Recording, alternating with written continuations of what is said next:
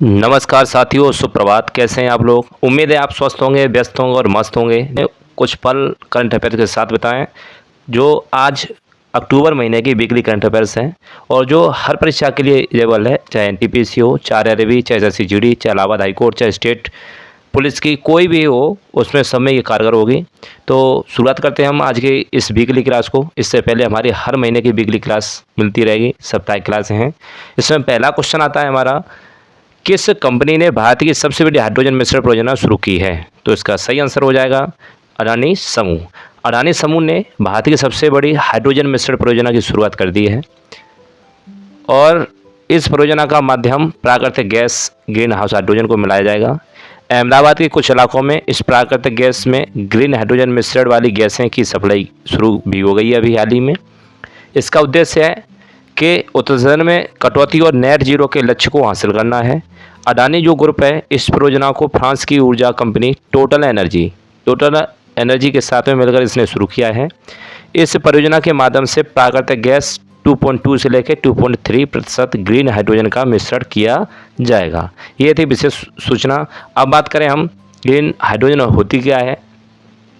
तो green hydrogen एक तरह की स्वच्छ ऊर्जा है जो कि एक वाटर से इलेक्ट्रॉन के द्वारा इसको O2 H के 2 पार्ट यानी जल का ये ऑक्सीजन वाला हिस्सा हटाकर जो ऑक्सीजन बचते हैं, वो हाइड्रोजन के जो बॉन्ड बचते हैं उसको हाइड्रोजन कहते हैं। अब इसे रखा कहाँ जाता है, इससे जैसे ही ऑक्सीजन के संपर्क में आता है इसमें आग पकड़ लेता है। ग्रीन हाइड्रोजन का मतलब क्या है, जिसे रिन्यूएबल एनर्जी भी बोला जाता है। रिन्यूएबल एनर्जी का मतलब ये होता है कि फिर से उसे दोबारा प्रयोग कर लिया जाए। जैसे सोलर पावर का उपयोग करके पानी को हाइड्रोजन और ऑक्सीजन में तोड़कर बनाया जाता है। ग्रीन हाइड्रोजन को GH2 के नाम से भी जाना जाता है। GH2, G for gas, H2 का 2 हाइड्रोजन के इसमें बॉन्ड हैं। अगला क्वेश्चन हमारा आता है, प्रयागराज महाकुंभ 2025 के लिए नए लोगों का अनावरण किसने किया है? तो वही करेंगे जो योगी जी करेंगे, यानी कि उत्तर प्रदेश के मुख्यमंत्री योगी आदित्यनाथ जी ने नए लोगों का अनावरण। प्रयागराज की बात करें तो महाकुंभ 2025 लगने वाला है। आप सबको आमंत्रित किया जाता है, पधारो हमारे उत्तर प्रदेश। तो उत्तर प्रदेश के मुख्यमंत्री योगी आदित्यनाथ ने इनका अनावरण किया है। प्रदेशों से, अन्य प्रदेशों से आएंगे। इस लोगों में पौराणिक समुद्र मंथन से निकलने एक पूजनीय पात्र अमृत कलश को दर्शाया गया है, जो इसमें ये छपा हुआ है, ये वाला। इस डिजाइन में अक्षयवट वृक्ष और एक मंदिर, एक दृष्टा, एक कलश और भगवान हनुमान की एक तस्वीर शामिल है अब की बार लोगों में। तो लोगो यह है, यह सनातन सभ्यता के प्रगति और मानवता के मिश्रण का एक प्रतीक भी है। 2017 में यूनेस्को ने कुंभ मेले को मानवता की अमूर्त सांस्कृतिक विरासत के रूप में नामित किया है। तो यह था अनावरण जो करेंगे योगी जी। किस किस को बुलाएंगे? सबको बुलाएंगे, एक तरफा सबके लिए निमंत्रण है। अगर बात करें, कुंभ मेला हर 12 साल में आयोजित होता है, जिसे हम कुंभ का मेला कहते हैं। हर 6 महीने में उसे अर्धकुंभ बोलते हैं। कुंभ लगता कहाँ है? तो प्रयागराज, हरिद्वार, नासिक और उज्जैन में इसका स्थान है। इन 4 शहरों में 4 नदियों पर लगता है। माना जाता है कि समुद्र जब मंथन हुआ था तो उस मंथन से निकला करीब 16-14 ऐसे अवशेष निकले थे, उसमें से एक अमृत भी था। तो अमृत देवता वहाँ से लेके जा रहे थे, तो रास्ते में ऐसा भूमि पर भी पड़ा होगा, लेकिन माना जाता है नदियों में इनकी बूंदें छलक कर गिर गईं। तो इनमें से नासिक और उज्जैन में हर साल कुंभ का मेला, हर 12 साल में कुंभ का मेला लगता है। 6-6 महीने में छमाई का हो जाता है, जो हरिद्वार और प्रयागराज में अर्धकुंभ मेला भी लगता है। भारत के अब मैं प्रमुख मेलों की बात करूं तो गंगा सागर का मेला जो लगता है वो पश्चिम बंगाल आए और जाने।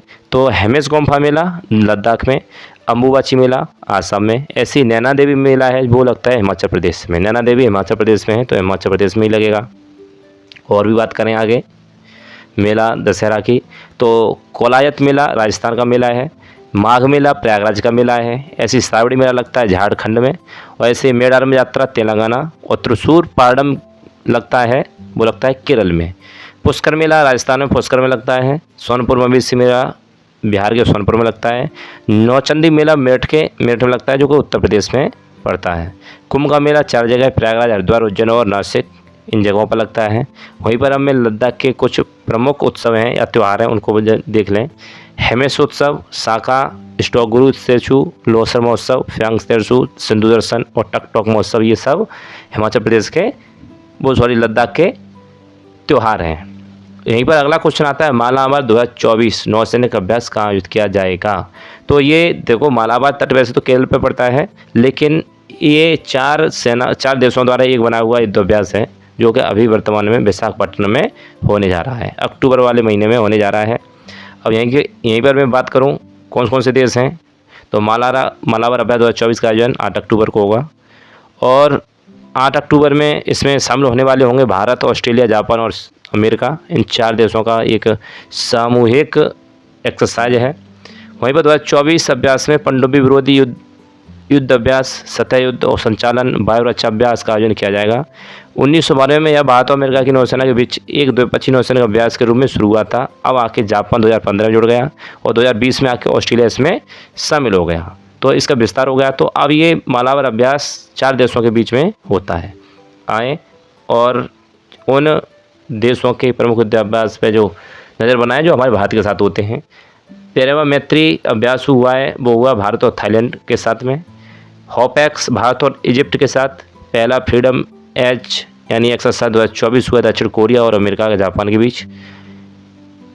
जिम्मैक्स हुआ है भारत और जापान के बीच होता है। रेड फ्लैग बहुराष्ट्रीय है जो अमेरिका में हुआ है, अभी कई देशों इसमें शामिल होते हैं।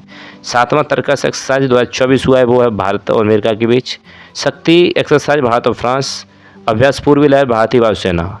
शक्ति, गरुड़ और बरुड़, ये 3 हैं। शक्ति, गरुड़ और बरुड़, ये 3 एक्सरसाइज हैं। जो गरुड़ है यानी आसमान का, यानी एयरफोर्स के साथ होता है फ्रांस में। बरुड़ है वो नौसेना के साथ हो जाता है, क्योंकि बरुड़ देवता जल के देवता माने जाते हैं। शक्ति थल सेना का युद्धाभ्यास है जो फ्रांस के साथ होता है। ऐसे ही अब अगली बात करें क्वेश्चन की, तो वायुसेना दिवस कब मनाया जाता है और अब कब मनाया जा रहा है। तो ये 8 अक्टूबर को हर साल एयरफोर्स डे मनाया जाता है, और ये शुरुआत इसकी 1932 से हुई थी, 8 अक्टूबर 1932, इसलिए 8 अक्टूबर को इसे मनाते हैं। इसे रॉयल इंडियन एयरफोर्स के नाम से भी पहले जाना जाता था, जबकि अंग्रेज़ों ने ये भारतीय वायुसेना बनाई थी। देश की आज़ादी के बाद जनवरी 1950 में ये भारत की हो गई और इसका नाम बदलकर भारतीय वायुसेना कर दिया गया। भारतीय वायुसेना के संस्थापक माने जाते हैं सुब्रतो मुखर्जी बनाए जाते हैं। देश को आज़ादी मिलने के 1 अप्रैल 1954 को इन्होंने पहला वायुसेना प्रमुख बनाया गया था, इसलिए उनको संस्थापक माना जाता है। वायुसेना दिवस परेड 2024 को होने वाली है चेन्नई, यानी 8 अक्टूबर को चेन्नई में तमिलनाडु होगी। अगला जो हम दिवस की बात करें, इस महीने पड़ने वाले दिवस, तो 1 अक्टूबर को मानते हैं कॉफ़ी दिवस, और 1 ही अक्टूबर को माना जाता है विश्व शाकाहारी दिवस, और 2 अक्टूबर को माने जाते हैं ये 4 दिवस, जिसमें तुम्हारी जयंती गांधी जी की, और अहिंसा दिवस भी इसी दिन, लाल बहादुर शास्त्री जी की जयंती 2 अक्टूबर, विश्व पर्यावरण दिवस 2 अक्टूबर, ये यहाँ के दिवस हैं। उसके बाद जर्मन एकता दिवस 3 अक्टूबर को, और विश्व पशु दिवस 4 अक्टूबर को।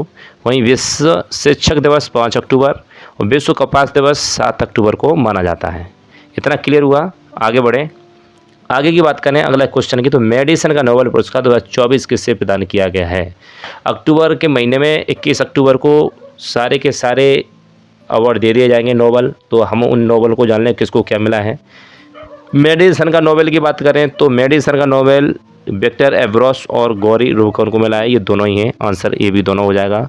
अब इसकी पृष्ठभूमि की हम बात कर लें, पृष्ठभूमि की अगर जानकारी लें तो इसमें फिजियोलॉजी या मेडिसिन नोबेल पुरस्कार कहें तो इसमें मिला है विक्टर एब्रोस जो यूएसए के रहने वाले हैं, और गौरी रूबकन वो भी यूएसए के रहने वाले हैं। ये प्राइज जो ये पुरस्कार मिला है वो माइक्रो आरएनए यानी राइबोन्यूक्लिक एसिड की खोज के लिए दिया गया है।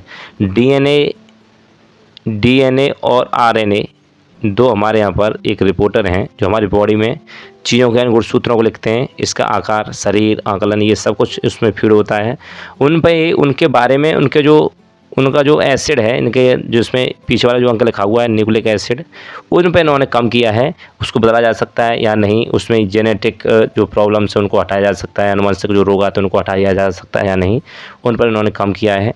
माइक्रो आरएनए से पता चलता है कि शरीर में कोशिकाएं कैसे बनती हैं और काम करती हैं, तो वो कैसे करती हैं। इनका मानना ये था कि जैसे मान लो आदमी की 16 साल तक उसकी उम्र बढ़ती है, शरीर बढ़ता है, उसके बाद में शरीर स्थायी हो जाता है।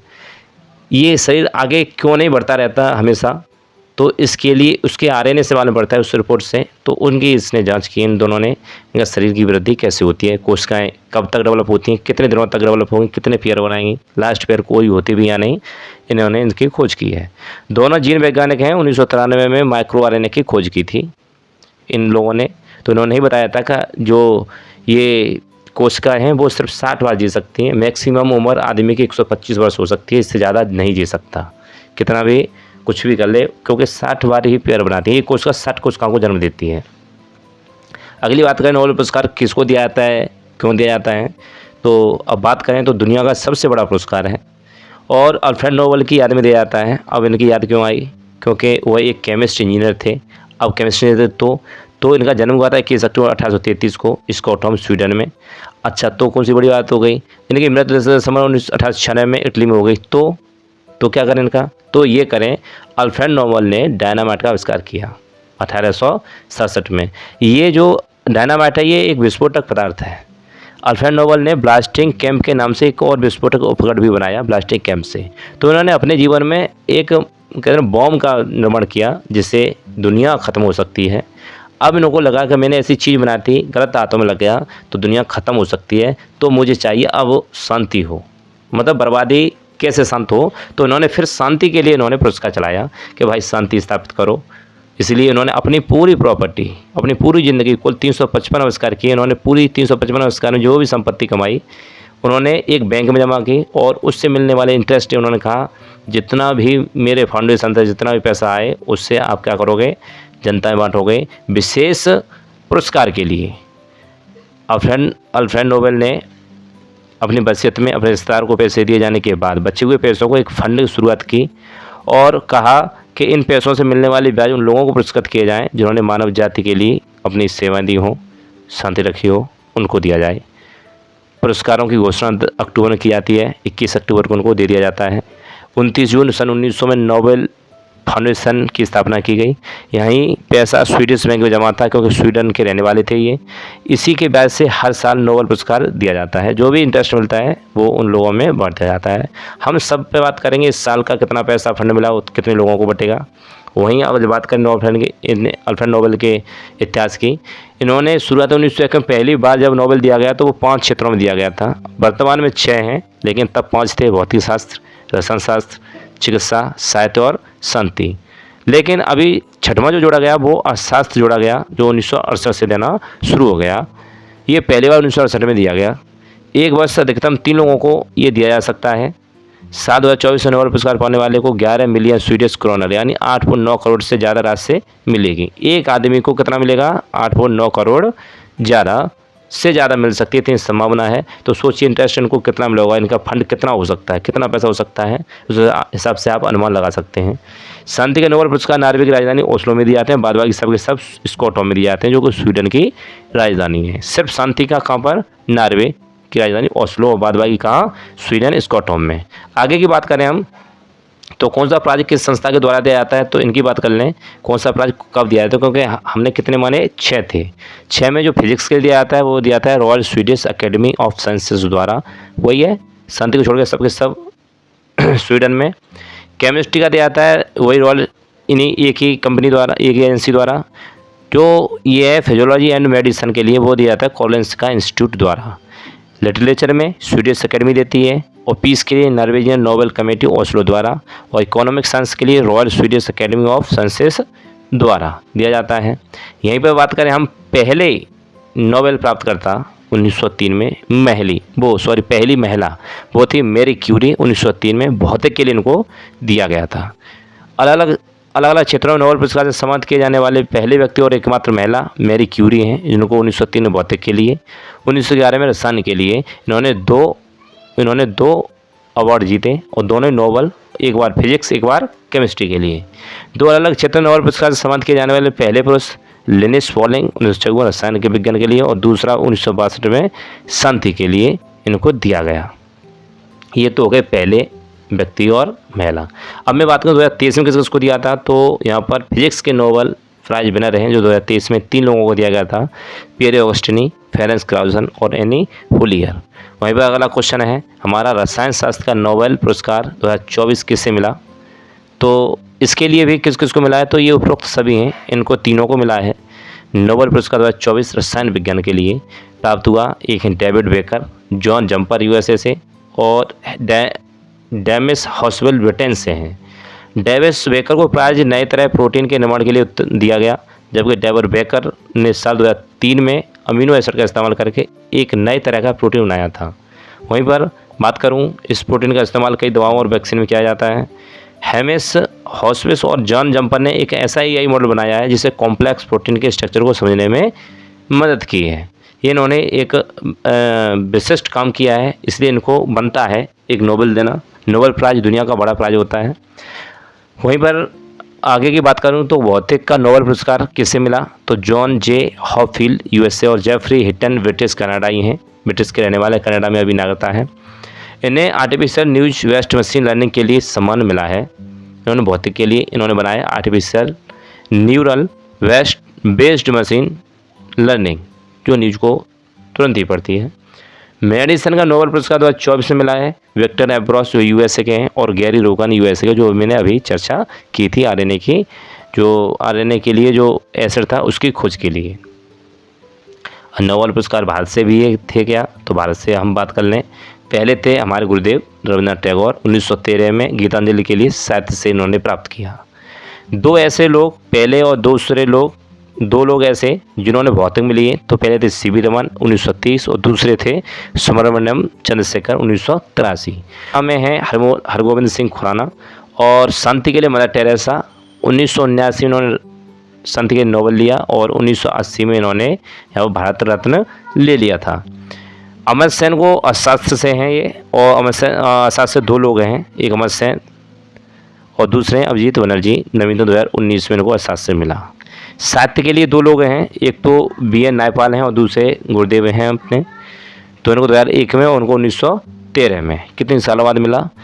अब 8वें हमारे वेंकटरमण रामकृष्णन, जिन्होंने रसायन विज्ञान कैलाश सत्यार्थी को शांति के लिए। तो हर प्रकार का हमें मिल चुका है भारत वालों को, तो लगभग 10 विनर हैं नोबेल के। इन लोगों को हमने लिस्ट में देख लिया।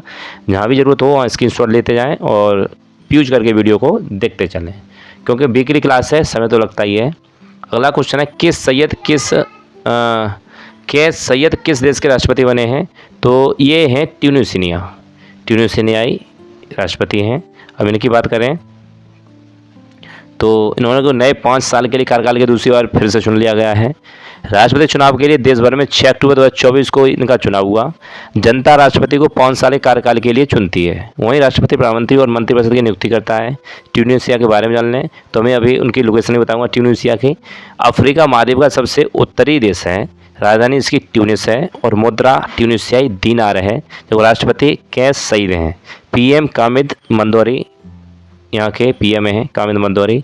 ट्यूनीशिया की लोकेशन की बात करें तो ये छोटा सा छुटकू सा देश दिख रहा है अफ्रीका के जस्ट ऊपर, भूमध्य सागर के बगल में, यूरोप के नीचे। तो ये जो देश है वो है ट्यूनीशिया। ये ट्यूनीशिया है, आपको दिख रहा होगा, सारा हाईलाइट है। आगे की बात करूँ मैं तो हाल ही में की गई नियुक्तियाँ, क्योंकि अभी मैंने जब नियुक्ति की बात की गई है तो नियुक्तियाँ भी चलते हाथों देख लें। मोहम्मद यूनुस ये बांग्लादेश की अंतरिम सरकार के प्रमुख बने हाल ही में। एंटोनियो कोस्टा अध्यक्ष यूरोपीय परिषद के। क्लाउडिया शिवनाम पहली महिला राष्ट्रपति मैक्सिको, जो पिछली क्लास में मैंने पढ़ाई। उर्सुला वॉन डेर लेयन अध्यक्ष यूरोपीय आयोग के हैं। वहीं मसूद फेजेकेशियन राष्ट्रपति ईरान के बने। क्रिस्टल मिशन प्रधानमंत्री एस्टोनिया के। सुल्तान इब्राहिम इस्कंदर किंग मलेशिया के हैं। और पॉल कागामे राष्ट्रपति रवांडा के हैं। यही कीर स्टामर प्रधानमंत्री ब्रिटेन के हैं। मिन ऑंग हलाइंग कार्यवाहक राष्ट्रपति म्यांमार से हैं। और रचेल रीव्स महिला हैं और पहली महिला हैं वित्त मंत्री ब्रिटेन की। आलिया नीलम बनी है पहली महिला मुख्य न्यायाधीश, जो कि अभी पाकिस्तान की हैं। और वहीं पर KP शर्मा ओली प्रधानमंत्री नेपाल से बने हैं। आगे की बात करें हम, WHO दक्षिण पूर्व एशिया क्षेत्र का 77वां सत्र कहाँ आयोजित किया गया है, तो ये है, उसने कहा WHO यूरोप का। आप लोकेशन दे सकते हैं इसमें। मैं मैप से पहले आपको दिखाऊँ, दक्षिण पूर्व एशिया को आपको लोकेट कर सकते हैं। देखो पहले हम इस मैप को पूर्व पश्चिम उत्तर दक्षिण में बांट लेते हैं। तो देखो मैंने एक लाइन खींची है और एक खींची ये, ठीक है। एशिया को मैंने बीच से दुनिया को बांट दिया, मैं एशिया को बांटा बीच से। तो इसमें से एशिया बराबर बराबर बटी हुई है। ये तो हो गया आपका नॉर्थ, ये हो गया साउथ, और ये वेस्ट, और ये आपका ईस्ट। उसका पूर्व दक्षिण एशिया, तो ये वाला एरिया है। इसकी बात करें 77वां WHO ने वो किया है, मीटिंग की है। इसमें क्या है, दक्षिण पूर्वी एशियाई, तो इसमें 77वां सत्र 7 से 9 अक्टूबर तक नई दिल्ली में आयोजित किया गया। और भारत के स्वास्थ्य मंत्री जेपी नड्डा को 70वें सत्र का अध्यक्ष चुना गया है। WHO का दक्षिण पूर्व एशिया क्षेत्रीय संगठन की बात करें तो दक्षिण पूर्व एशिया क्षेत्र में WHO की गवर्निंग बॉडी है। इसमें क्षेत्र के 11 सदस्य देशों के प्रतिनिधि शामिल हैं। लगभग जो मैंने जो गोला खींचा था पहले, उसमें 11 देश शामिल हैं। इसकी बैठक हर साल आयोजित की जाती है। और इसमें जो देश हैं वो देश हैं जैसे कि वहाँ से बांग्लादेश, भूटान, किरिया, डोमेस्टिक पीपल्स रिपब्लिक, और उसके बाद भारत हमारा, इंडोनेशिया, मालदीव, म्यांमार, नेपाल, श्रीलंका और थाईलैंड, तिमोर लेस्ते इसके सदस्य हैं। WHO दक्षिण पूर्व एशिया क्षेत्रीय संगठन निदेशक में सैम बाजेद हैं। साइमा बाजेद जो हैं वो अभी जो बांग्लादेश की जो प्रधानमंत्री हैं शेख हसीना, उनकी बेटी हैं। और आगे की बात करें तो विश्व स्वास्थ्य संगठन के बारे में एक झलक देख लें। इसकी स्थापना 7 अप्रैल 1948 को हुई थी, द्वितीय विश्व युद्ध के बाद। मुख्यालय इसका जेनेवा में है, जो देश है उसका स्विट्जरलैंड। महानिदेशक हैं टेड्रोस एडनॉम ग्रेवियस। सदस्य देश हैं 194। 7 अप्रैल को विश्व स्वास्थ्य दिवस के रूप में मनाया जाता है। संयुक्त राष्ट्र की एक विशेष एजेंसी है। 7 अप्रैल को इसकी स्थापना हुई, इसीलिए 7 अप्रैल को विश्व स्वास्थ्य दिवस मनाया जाता है। आगे बात करें हम अगले महत्वपूर्ण करंट अफेयर्स की, तो भारत सरकार ने जामनगर गुजरात में WHO global tradition medicine centre के लिए 85 मिलियन प्रदान किए हैं। नियमन और स्वास्थ्य संरक्षण के लिए 2024 का WHO नेशनल मंडेला पुरस्कार प्रदान किया गया है। WHO की वैश्विक हेपेटाइटिस रिपोर्ट 2024 के अनुसार लगभग 2.9 करोड़ भारतीय हेपेटाइटिस बी संक्रमित थे। ये रिपोर्ट है WHO से संबंधित थी, तो मैंने थोड़ी झलक दिखा थी। अब क्वेश्चन हमारा आ रहा है, किस राज्य में नशीली दवाओं की तस्करी से निपटने के लिए संकल्प पहल की शुरुआत की गई है? तो ये कौन सा राज्य है, तो जाने।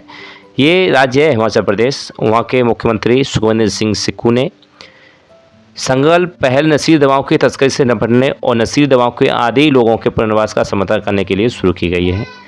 राज्य सरकार सिरमौर जिले के कोटला बंडोंग में नशा मुक्ति और पुनर्वास केंद्र स्थापित करेगी। इसके अलावा CM सुखविंदर सिंह सुक्खू ने के अनुसार राज्य सरकार ने 31 मार्च 2026 तक हिमाचल प्रदेश को हरित ऊर्जा राज्य बनाने का लक्ष्य भी रखा है। ये बहुत अच्छी बात है जो इन्होंने एक कदम बढ़ाया नशा मुक्ति की तरफ।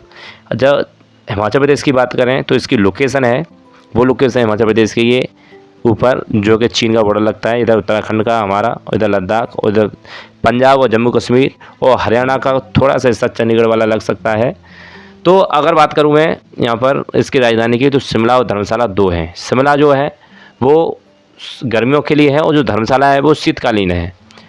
राज्यपाल की बात करें तो शिव प्रताप शुक्ल यहाँ के राज्यपाल हैं। मुख्यमंत्री सुखविंदर सिंह सुक्खू। कांग्रेस की सरकार है। विधानसभा की सीटें 68 हैं। राज्य पशु इसका यहाँ का हिमतेंदुआ है और राज्य पक्षी है जुजराना। राष्ट्रीय उद्यान पिन वैली राष्ट्रीय उद्यान है। ग्रेट हिमालय राष्ट्रीय उद्यान है। रोहल्ला राष्ट्रीय पार्क है। खीर गंगा नेशनल उद्यान है। सिमलीवारा राष्ट्रीय उद्यान है। इसकी एक ट्रिक है कि इसमें एक नाम आता है सिम्बा, तो इसमें है कि पिन वैली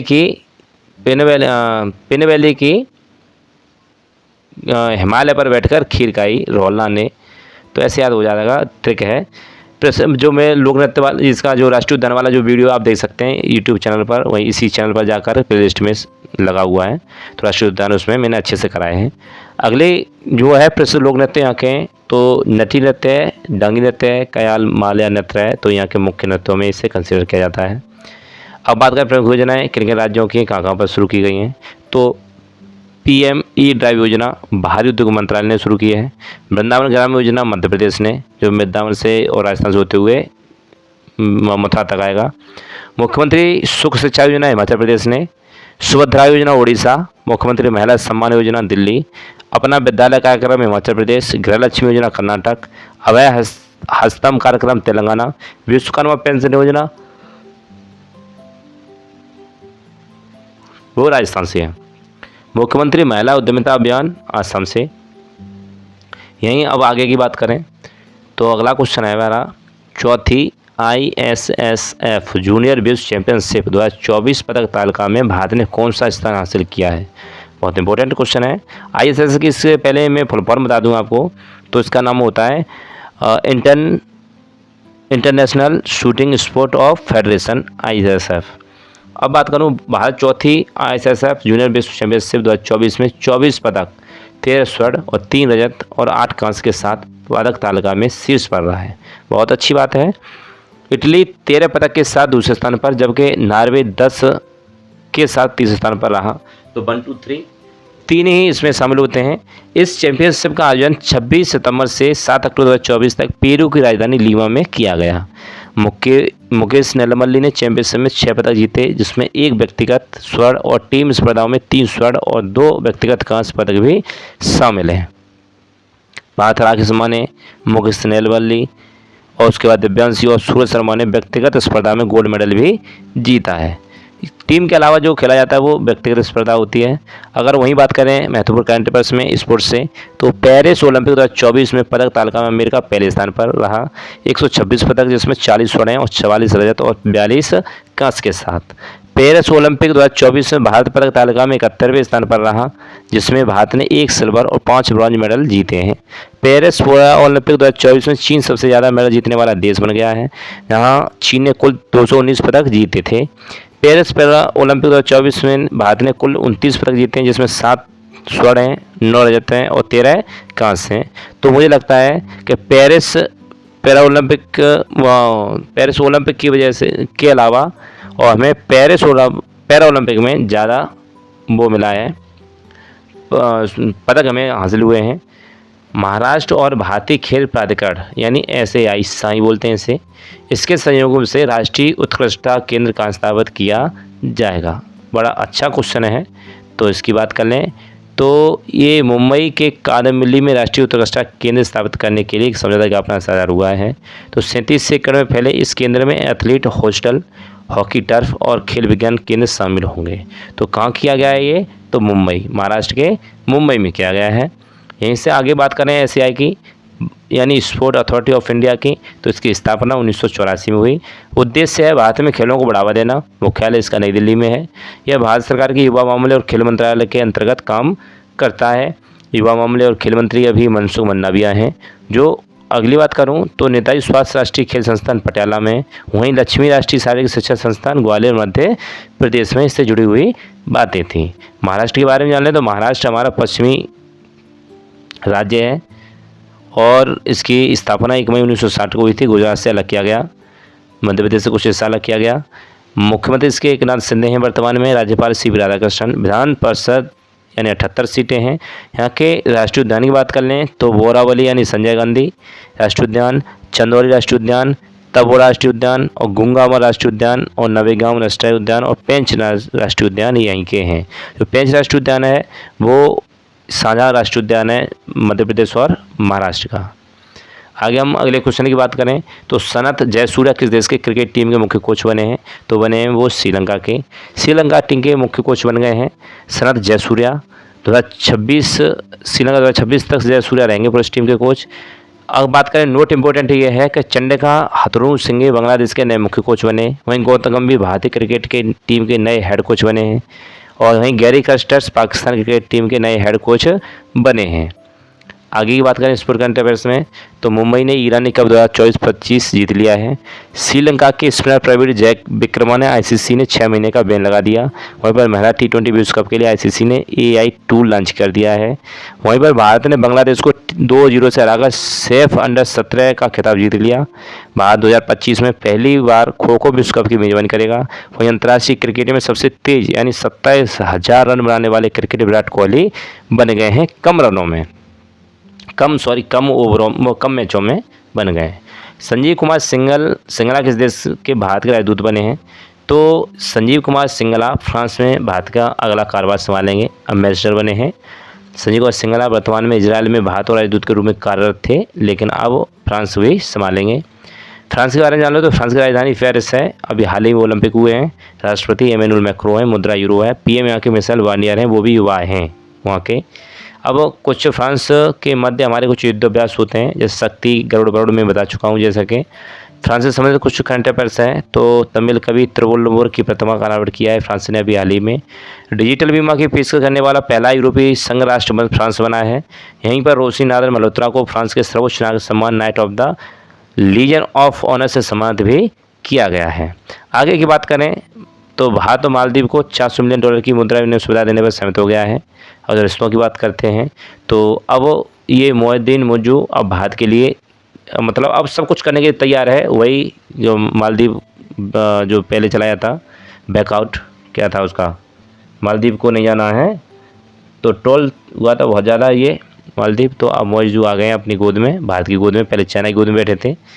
मालदीव के राष्ट्रपति डॉक्टर मोहम्मद मुज्जू पहले अदाकार के द्विपक्षीय यात्रा पर हैं।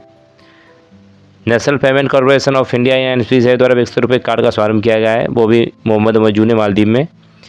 तो मालदीव ने भारतीय मदद से बने हनीमांथू अंतर्राष्ट्रीय हवाई अड्डे के नए रनवे का उद्घाटन किया है। अब ये वही करेगा जो हम कहेंगे, ठीक है। आगे सुनो, हरियाणा विधानसभा चुनाव 2024 में किस पार्टी को बहुमत प्राप्त हुआ है? तो वहाँ पर बीजेपी जीत गई है भाई। इसमें 37 सीटों पर जीत मिली है बीजेपी को। 2024 में हरियाणा में 15 विधानसभा के गठन का चुनाव हुआ था। हरियाणा के पहले मुख्यमंत्री थे भगवत दयाल शर्मा और हरियाणा के वर्तमान मुख्यमंत्री हैं नायब सिंह सोनी बीजेपी से। आगे बात करें, यहाँ पर कुछ बहुत सी जलेबियाँ बांटी गई। आगे बात करें इसी चुनाव से संबंधित तो जम्मू कश्मीर विधानसभा चुनाव 2024 हुआ है, उसका रिजल्ट आ चुका है। जम्मू कश्मीर में 90 विधानसभा सीटों पर चुनाव हुआ। नेशनल कांग्रेस और कांग्रेस के गठबंधन को 48 सीटों पर जीत दर्ज हुई। नेशनल कॉन्फ्रेंस को अकेले 42 सीटों पर जीत मिली। भारतीय जनता पार्टी को 29 सीटों पर और अन्य पार्टियों को 13 सीटों पर यहाँ पर जीत मिली। वहीं पर हरियाणा के नए मुख्यमंत्री कौन बने हैं? तो ये अभी हरियाणा का जो चुनाव हुआ बीजेपी का, तो बीजेपी में हरियाणा के मुख्यमंत्री बने हैं, तो इनका नाम है नायब सिंह सैनी। 51 विधायक हैं इनके बीजेपी के। इनके पास भारतीय जनता पार्टी को 3 निर्दलीय विधायकों द्वारा समर्थन भी प्राप्त हो चुका है, जो निर्दलीय थे उनमें जुड़ गए। हरियाणा विधानसभा बहुमत का आंकड़ा होता है 46 और यहाँ पर आंकड़ा हो गया है 51। हरियाणा के बारे में की बात करें तो स्थापना 1 नवंबर 1966 को, राजधानी चंडीगढ़ और राज्यपाल बंडारू दत्तात्रेय हैं। मुख्यमंत्री नायब सिंह सैनी हैं। विधानसभा की सीट 90 और राष्ट्रीय उद्यान यहाँ की बात करें तो सुल्तानपुर राष्ट्रीय उद्यान, कलेसर राष्ट्रीय उद्यान है। यहाँ पर वन्यजीव अभयारण्य भी हैं जिनका नाम है मोरनी हिल्स, वीर शिकारगढ़ और छलछला सील और खपरा पास। रामसर साइट भी है यहाँ पर, तो भिंडावासा वन्यजीव अभयारण्य और सुल्तानपुर ये रामसर साइटें हैं। यहाँ के प्रमुख नृत्य हैं घूमर, गंगौर और झूमर। हरियाणा गिद्दा और रतबई यहाँ के प्रमुख नृत्य हैं। हाल ही में बदले गए जो मुख्यमंत्रियों की बात करें तो हाल ही बदले गए उड़ीसा के मोहन चरण मांझी हाल ही बन गए हैं। आंध्र प्रदेश में अभी बने एन चंद्रबाबू नायडू। अरुणाचल प्रदेश बने पेमा खांडू और छत्तीसगढ़ में विष्णुदेव साय। वहीं दिल्ली में आतिशी मार्लेना और मध्य प्रदेश में मोहन यादव। मिजोरम में लालू दुआमा और राजस्थान में भजनलाल शर्मा और तेलंगाना में ए रेवंत रेड्डी को ये गद्दी प्राप्त हुई है। राष्ट्रीय राजमार्गों और एक्सप्रेसवे पर यात्रा की सुविधा को बढ़ावा देने के लिए केंद्रीय सड़क परिवहन और राजमार्ग मंत्रालय ने कौन सी नीति शुरू की है? तो इसके नितिन गडकरी जी ने क्या शुरू कर दिया है? तो भारत में राष्ट्रीय राजमार्गों के विकास और उनके प्रबंधन का कार्य करता है भारतीय राष्ट्रीय राजमार्ग प्राधिकरण। इसकी स्थापना 1995 में की गई थी। इसका जो वर्तमान में जो मुख्यालय है वो है नई दिल्ली। वर्तमान अध्यक्ष हैं संतोष कुमार यादव। सड़क परिवहन और राजमार्ग मंत्रालय के अंतर्गत कार्य करता है। इसके मंत्री नितिन गडकरी साहब। भारत का सबसे लंबा राष्ट्रीय राजमार्ग है NH-44। NHAI के द्वारा oxygen world park Amrit Mahotsav park का उद्घाटन नागपुर में किया गया है। भारतीय राष्ट्रीय राजमार्ग प्राधिकरण द्वारा राजमार्ग यात्रा ऐप भी लॉन्च किया गया है। आपको जो राजमार्ग पर यात्रा कर रहे हैं उसका आप फीडबैक दे सकते हैं। अगला क्वेश्चन है उस्ताद अलाउद्दीन खान महोत्सव कहाँ शुरू हुआ है? तो इसके अभी इसमें वो नहीं दिख रहा। तो उस्ताद अलाउद्दीन खान की जयंती 8 अक्टूबर 2024 को मध्य प्रदेश के मैहर में उस्ताद अलाउद्दीन खान महोत्सव शुरू हुआ है। इस महोत्सव का आयोजन मध्य प्रदेश संस्कृत विभाग, उस्ताद अलाउद्दीन खान संगीत एवं कला अकादमी तथा मैहर जिला प्रशासन द्वारा संयुक्त रूप से किया जा रहा है। यह 3 दिवसीय कार्यक्रम 10 अक्टूबर तक चलेगा, जिसमें प्रसिद्ध संगीतकार उस्ताद अलाउद्दीन खान का सम्मान किया जाएगा। मध्य प्रदेश की बात करें तो मध्य प्रदेश संगीत की राजधानी मैहर है। ग्वालियर को यूनेस्को म्यूजिक सिटी घोषित किया गया है क्योंकि उसके किले पर 1501 बार में तबले की थाप लगाई गई। उस्ताद अलाउद्दीन खान एक भारतीय सरोद वादक और संगीतकार भी रह चुके थे।